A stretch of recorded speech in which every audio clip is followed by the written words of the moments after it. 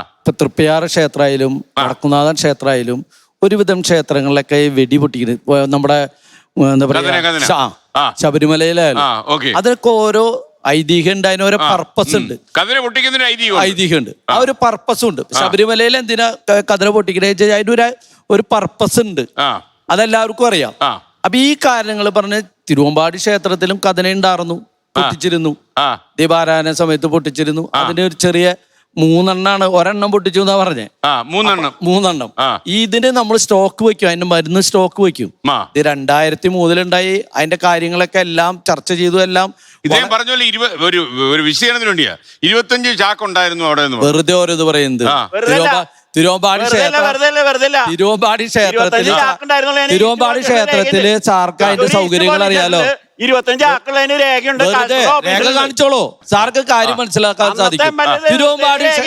തിരുവമ്പാടി ക്ഷേത്രത്തിന്റെ ഏറ്റവും അടുത്ത് താമസിക്കുന്ന ആളാന്ന് പറയുന്നു. അപ്പൊ തന്നെ മനസ്സിലാക്കാലോ തിരുവമ്പാടി ക്ഷേത്രത്തിനെ ഏതെല്ലാം തരത്തിൽ എതിർക്കുന്നുണ്ടോ. ഒരു ആന മുതല് പൂരം മുതല് വെടിക്കെട്ട്, ഇനി അവിടെ എന്തൊക്കെ ചെയ്യുന്നുണ്ടോ അതിനൊക്കെ എതിർക്കുന്ന.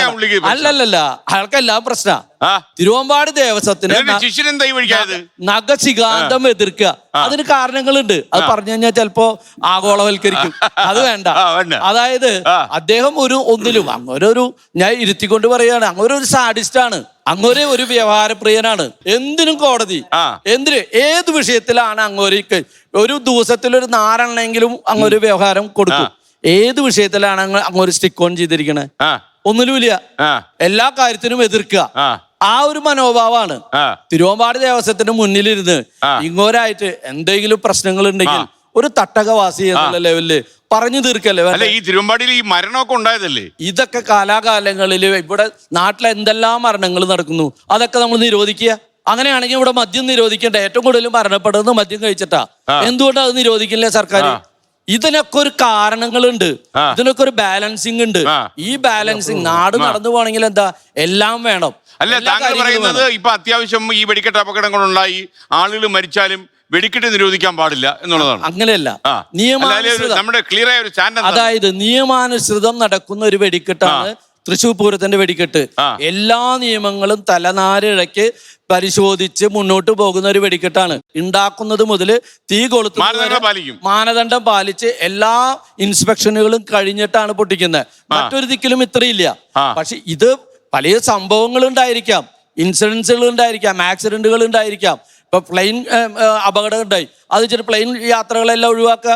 റോഡിൽ അപകടമുണ്ട്, അത് വെച്ചിട്ട് റോഡ് അപകടങ്ങളുള്ള റോഡ് ആരും ഉപയോഗിക്കേണ്ട, വാഹനങ്ങൾ ആരും ഉപയോഗിക്കേണ്ട എന്നാണ് തീരുമാനങ്ങൾ.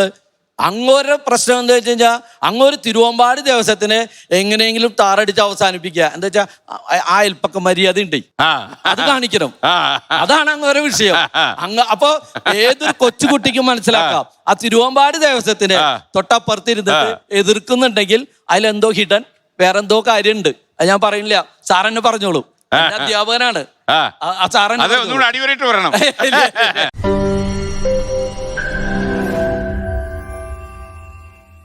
ലോകത്തെവിടെയായാലും ഏത് സമയത്തും 24 വാർത്തകളും ഓഗ്മെന്റഡ് റിയാലിറ്റി പാക്കേജുകളും എക്സ്പ്ലെയിനറുകളും വിശദമായി കാണാൻ ഞങ്ങളുടെ യൂട്യൂബ് ചാനൽ നിങ്ങൾക്ക് സബ്സ്ക്രൈബ് ചെയ്യാം.